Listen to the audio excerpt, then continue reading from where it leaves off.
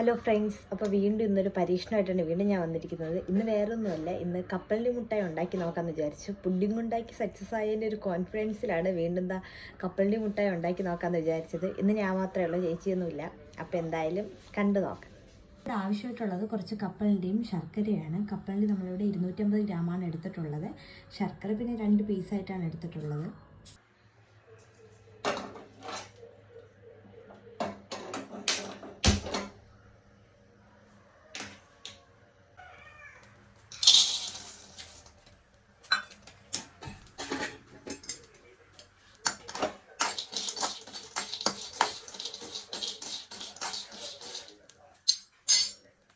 അപ്പോൾ ആദ്യം തന്നെ ആവശ്യമായ സാധനങ്ങളെല്ലാം എടുത്തു വെച്ച ശേഷം ഒരു പാത്രമോ ഒരു പാനോ എടുത്തു വെച്ചിട്ട് അതിലോട്ട് നമ്മൾ ഈ കപ്പലണ്ടി ഇട്ട് കൊടുക്കണം. കപ്പലണ്ടി നന്നായിട്ട് റോസ്റ്റ് ചെയ്തെടുക്കണം. അങ്ങനെ ഓവറായിട്ട് റോസ്റ്റ് ആവണ്ട, ഏകദേശം ഈ ഒരു കളർ ആകുമ്പോഴത്തേക്കും മതി. നമ്മൾ തീ കൂട്ടി വെച്ചാണ് ചെയ്യുന്നതെങ്കിൽ കരിഞ്ഞു പോവാതെ നോക്കണം. അപ്പോൾ നന്നായിട്ട് റോസ്റ്റ് ചെയ്തെടുക്കണം.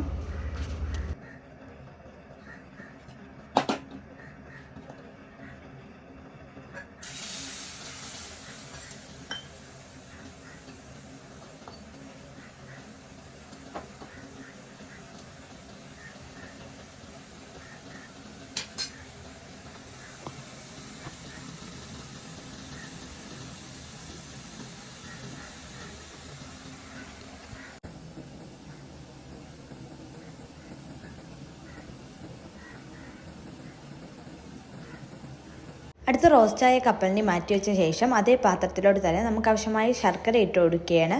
അത് നമ്മൾ 2 പീസാണ് എടുത്ത് വെച്ചിരിക്കുന്നത്. അത് നന്നായിട്ട് മുറിച്ചിട്ടാൽ പെട്ടെന്ന് അത് മെൽറ്റായി കിട്ടും. ഇതിപ്പം ഒരു 5 മിനിറ്റ് എടുത്തു അതൊന്ന് മെൽറ്റായി വരാൻ വേണ്ടിയിട്ട്. അപ്പോൾ നന്നായിട്ട് അത് മെൽറ്റ് ചെയ്തെടുക്കണം. ഇതുപോലെ അടിയിൽ പിടിക്കാതെ നല്ല രീതിക്ക് തന്നെ മെൽറ്റ് ചെയ്തെടുക്കണം. ഒരു 10 മിനിറ്റ് നന്നായിട്ട് മെൽറ്റായി എടുത്താൽ മതി. അതിനുശേഷം നമ്മളിത് ഒട്ടിപ്പിടിക്കാത്ത അവസ്ഥയിലായോ എന്നറിയാൻ വേണ്ടി നമ്മളൊരു വെള്ളത്തിലോട്ട് 2-3 ഡ്രോപ്പ് ഇതുപോലെ ശർക്കര ഇട്ട് കൊടുക്കണം. അപ്പോൾ അത് നന്നായിട്ട് കട്ടിയായിട്ട് കിടപ്പുണ്ടായിരിക്കും. നമുക്ക് കൈ കൊണ്ട് എടുക്കുമ്പോൾ അറിയാൻ പറ്റും. ഈ ഒരു അവസ്ഥയിലെത്തിയെങ്കിൽ അത് പിന്നെ കട്ടി പിടിക്കാതെ നല്ല രീതിക്ക് തന്നെ അത് കിട്ടും. അങ്ങനെ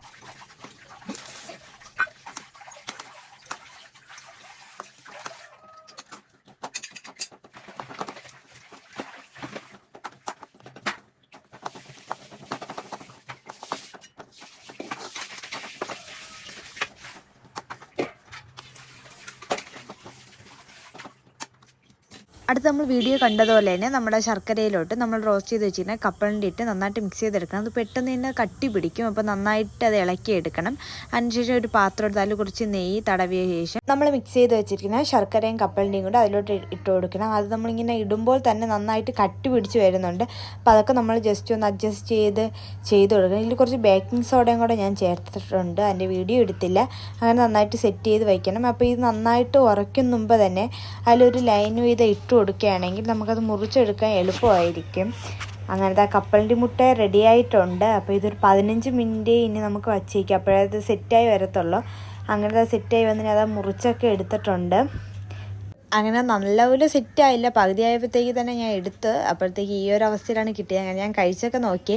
പക്ഷേ ശർക്കരയുടെ ആ തിക്നെസ് കുറച്ച് കൂടിപ്പോയി. ആ ഒരു പ്രശ്നം മാത്രമേ ഉണ്ടായിരുന്നുള്ളൂ. ബാക്കി ടേസ്റ്റൊക്കെ അടിപൊളിയായിരുന്നു. അങ്ങനെ ഞാൻ പിന്നെ അമ്മാമ്മയ്ക്കും അനിയനും അനിയത്തിക്കൊക്കെ കൊടുത്ത് അവർക്കൊക്കെ ഇഷ്ടപ്പെട്ടു.